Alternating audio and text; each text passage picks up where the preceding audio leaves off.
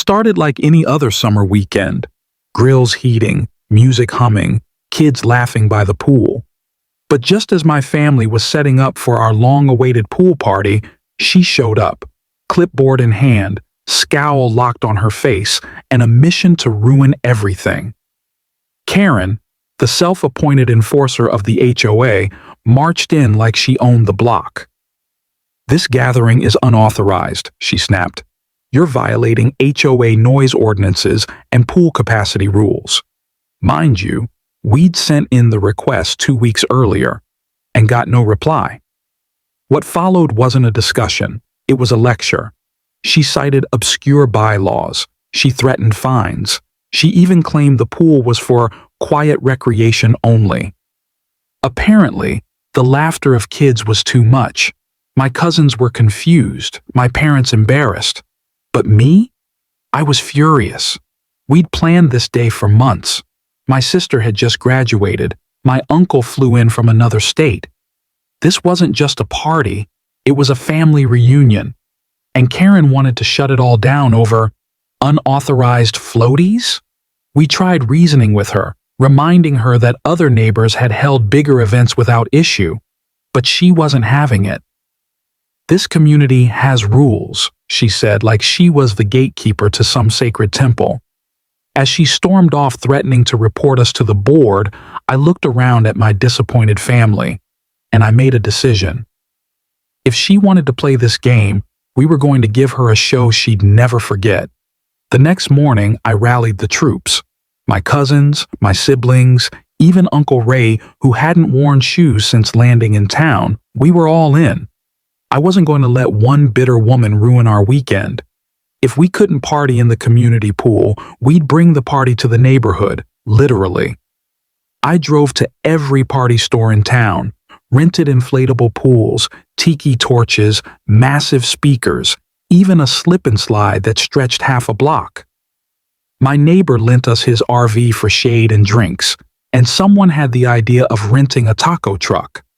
Within 24 hours, we transformed my front yard into a full-blown summer festival. Word got out fast. Neighbors peeked from their blinds. Some joined in. Kids came running with swimsuits, and lawn chairs popped up like mushrooms after rain. But here's the twist. Everything we did was technically within HOA rules. We weren't using community property. There was no noise past 10 p.m. We even got a permit from the city for the food truck. Every detail was legal and documented. Karen had no ground to stand on, and that made her fume even more. She returned mid-afternoon, jaw clenched, pointing fingers, demanding we shut it down. "This is disruptive, unneighborly, excessive," she cried. But this time, she wasn't met with silence. My neighbors, many of whom she'd annoyed for years, stood up. One even clapped. Another handed her a lemonade and said, "Lighten up, Karen." It wasn't just a party anymore. It was a statement. We weren't going to be pushed around by a power-tripping bully. By sunset, our block had become the heartbeat of the neighborhood. Even residents from other streets strolled over. Kids played, old friends reconnected, and strangers bonded over grilled corn and pool noodle jousting. There was laughter, music, and joy. The very things Karen claimed were against the spirit of the community. Then came the HOA board member. Not Karen. Someone actually elected. He showed up after receiving numerous complaints from Karen and decided to see for himself. We showed him the permits, the photos, the documented timeline. He laughed when he saw the mini pool float shaped like a donut and said, "You know what? This is the most alive I've seen this place in years." That hit hard, because that's what it was really about. Community, togetherness, not controlling people with petty rules, but bringing them together despite them.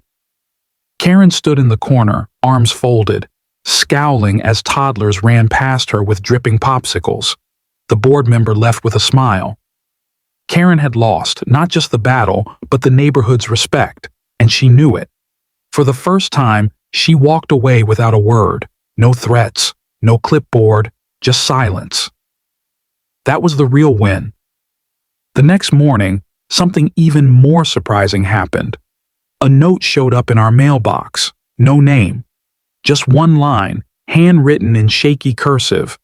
Thanks for reminding us what community really looks like.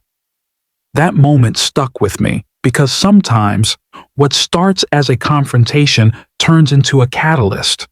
One petty attempt to ruin a celebration had sparked something bigger: joy, unity, resistance. And the best part? It didn't come from anger. It came from choosing creativity over conflict.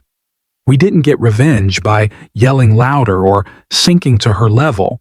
We simply reminded everyone what it means to live freely, with warmth and spirit. And the result? The board scheduled a monthly block chill day. Yup, our wild, inflatable pool rebellion turned into a regular community tradition. Karen? She doesn't show up anymore. But you can bet we save her a lemonade just in case. Because in the end, the greatest clapback isn't confrontation. It's building something so joyful that bitterness has no place left to live. If you've ever battled an outrageous HOA rule or faced a power-hungry Karen, hit that subscribe button, because in this war zone, your story deserves to be heard.